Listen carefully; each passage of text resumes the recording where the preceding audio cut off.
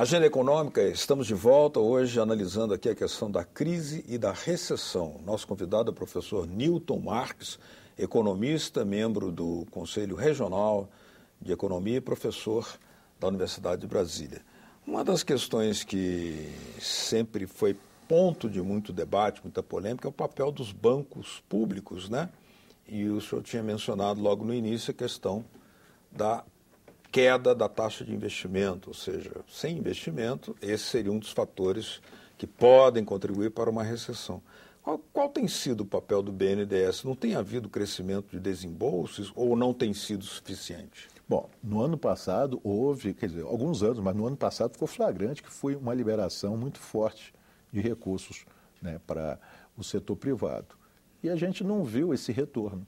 Esse ano é que está justamente havendo uma redução. Mas o BNDES é uma empresa pública, então depende do governo federal, que é outra coisa também, que na hora que o governo federal tem que suportar o BNDES, por exemplo, então os recursos são deslocados. E há muita crítica dos setores da mídia, setores conservadores, que o BNDES está tirando recursos de outros setores. Mas uma das funções é porque nós não temos uma instituição que financia capital de investimento, capital fixo, por médio e longo prazo. Quem faz isso é o Estado, o BNDES. Se o setor privado não investe. É claro. E o BNDES financiou muito recurso e não teve esse retorno que a gente gostaria que tivesse. E para onde foi esse dinheiro? E essa é uma questão que deve ser colocada. Vamos analisar agora o baixo nível de atividade na economia norte-americana. Há oscilações, né? Tenta se recuperar, mas volta atrás e tal. Como a economia norte-americana é muito importante para o mundo, também para o Brasil, embora não seja mais a nossa principal parceria, agora é a China, parceira comercial mais importante, o que esse baixo nível de atividade na economia norte-americana pode lançar de sinais ou de advertências para o Brasil? Bom, o primeiro é que os Estados Unidos é uma locomotiva, então, no mundo. Então, realmente, ela puxa, assim como a China também. Então, a partir do momento que os Estados Unidos está crescendo pouco, ou mesmo entrando em recessão, ele passa a não ter determinadas atividades econômicas que seriam consideradas normais. Por exemplo, aumentar as importações dos países emergentes. Então, isso daí, ele também vai ter que refazer toda a logística dos investimentos, tá certo? O Estado passa a atuar até mais do que o próprio setor privado. Então, isso muda. A questão da desvalorização do dólar perante as outras moedas, isso também muda o comportamento. Então, diversas coisas vão acontecer dentro dos Estados Unidos com a Europa e dos Estados Unidos com os países emergentes. E aí você não fecha essa equação. Entendeu? Então, quando o governo brasileiro fala que a crise é severa mesmo. E isso daí afeta fortemente a atividade econômica nossa. Porque todas as economias no mundo globalizado é mão dupla, vivem de mão dupla. Mas em relação à economia norte-americana, há uma diferença em relação ao tipo de comércio que o Brasil pratica em relação a ela. Evidentemente, é uma economia super poderosa. Mas no caso da economia latino-americana, por exemplo, até com investimentos do BNDES, tem aumentado a demanda por importação de equipamentos e serviços da economia brasileira, o que às vezes muita gente não entende, caracterizando até uma pauta de exportação brasileira com maior valor agregado para essa região aqui. Como é que o senhor comentaria isso? E isso daí que você está colocando é que as pessoas criticam. Por que o Brasil tem que ver com outros países? Mas você permite que aqueles países consigam desenvolver forças produtivas, poxa, eles vêm comprar de quem? Comprar da gente. Isso não então, é bom? É isso. O Brasil cresceu nos anos 70 graças a isso. Que é justamente o Delfim Neto pensou nisso, falou, olha, vocês arrumem financiamento que a gente compra as importações de vocês. E aí conseguiu. E acontece isso no comércio internacional, isso é uma coisa normal. Bom, então essa é uma questão. Agora, a relação que tem do Brasil com os Estados Unidos, se por acaso os Estados Unidos desacelera, ou mesmo entra em recessão, a questão dos capitais também. Para onde é que vão fluir? Que normalmente, com a atividade econômica normal, os capitais fluem para o país, né? Para os países emergentes. A partir do momento que você desarma todas essas oportunidades, ele vai procurar o quê? Vai procurar a taxa de juros negativa lá na Europa, que o BCE reduziu as taxas de juros básicas. Quer dizer, procurar onde tem taxas mais altas.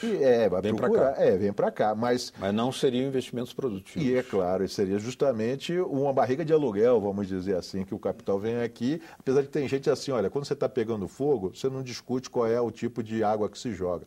Mas eu acho que nós precisamos de parceria e não para justamente retirar os recursos, botar aqui e retirar, porque isso daí não ajuda no aumento da capacidade produtiva da economia. Mas vamos analisar outro cenário. Está em discussão agora uma proposta para a realização de um acordo de livre comércio, seja lá o nome que se queira dar, entre Mercosul e União Europeia. Portanto, o Brasil está nessa.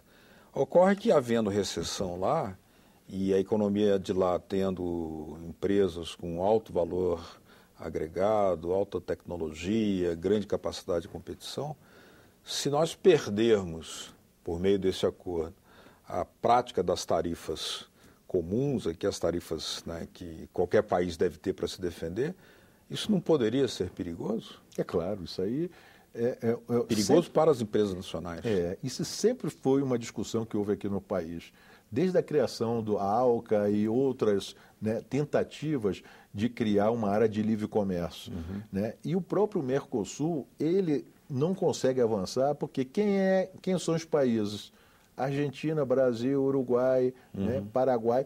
E a Argentina, com essa crise, que seria um excelente parceiro, isso daí é ruim.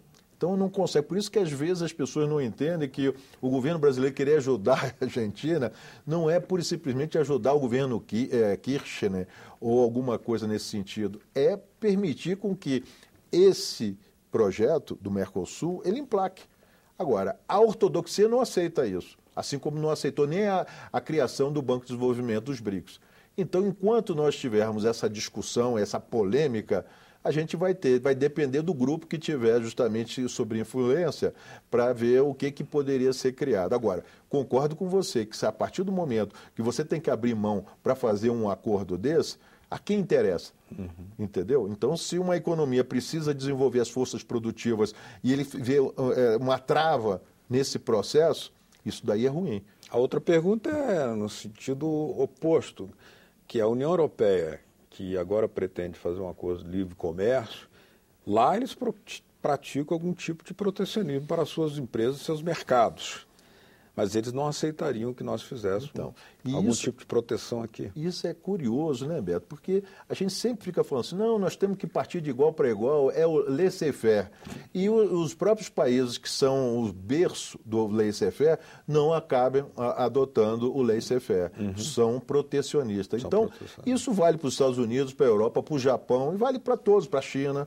Então não adianta vir com essa hipocrisia para dizer que realmente nós devemos aceitar as regras do jogo desses acordos, quando na verdade eles não vêm ao nosso interesse, né? Eles são contra o nosso interesse. Nesse caso, nesse cenário que nós estamos vivendo aqui na América Latina, com alguns países registrando um crescimento importante, né? Inclusive crescimento na participação da renda, na distribuição da renda, expansão do mercado interno e muitas vezes importando mais do Brasil, a existência de um banco dos BRICS, mas um banco do Sul também, não são ferramentas que ajudariam num processo integrativo que pudesse também expandir ou impulsionar projetos produtivos na região? Eu acredito, Beto, e eu vou além.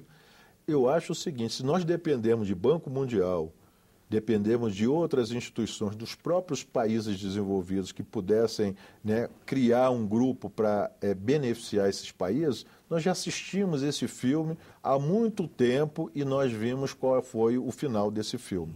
Então eu acho que se nós não procurarmos formas de cooperação entre aqueles países que são afins, a gente vai continuar dependendo dos poderosos, dos ricos, entendeu? E eles vão determinar o que lhe interessa.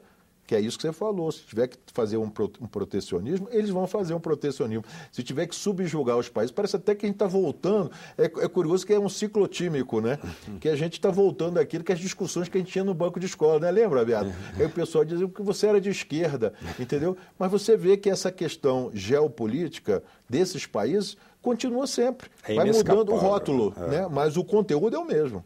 Muito obrigado, professor Newton Marques, por sua participação aqui no Agenda Econômica. Eu que agradeço, Beto. Obrigado também a vocês de casa que nos acompanharam. Se quiserem nos mandar suas dicas, sugestões ou críticas ao nosso trabalho, olha aí na sua telinha o 0800 61 2211. Ou se quiserem baixar para gravar este ou outros programas da TV Senado, na sua telinha está a forma de fazê-lo. www.senado.leg.br/TV. Obrigado mesmo pela sua audiência. Até o próximo programa Agenda Econômica. Tchau.